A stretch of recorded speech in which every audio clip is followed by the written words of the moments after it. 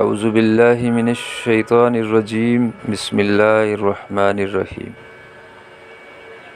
وَإِنَّ لَكُمْ فِي الْأَنْعَامِ لَعِبْرَةً نُسْقِيكُم مِّمَّا فِي بُطُونِهِ مِن بَيْنِ فَرْثٍ وَدَمٍ لَبَنًا خَالِصًا سَائِغًا لِلشَّارِبِينَ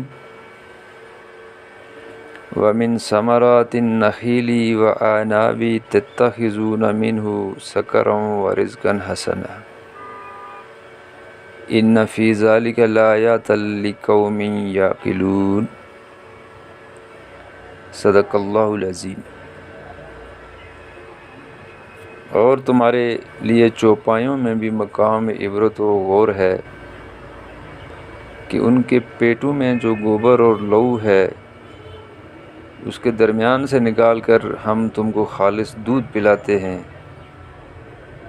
جو پینے والوں کے لیے خوشگوار ہے، اور کھجور اور انگور کے میووں سے بھی تم پینے کی چیزیں تیار کرتے ہو کہ ان سے شراب بناتے ہو اور عمدہ رزق کھاتے ہو۔ جو لوگ سمجھ رکھتے ہیں ان کے لیے ان چیزوں میں نشانی ہے۔ صدق اللہ العظیم۔ وآخر دعوانا ان الحمد للہ رب العالمین۔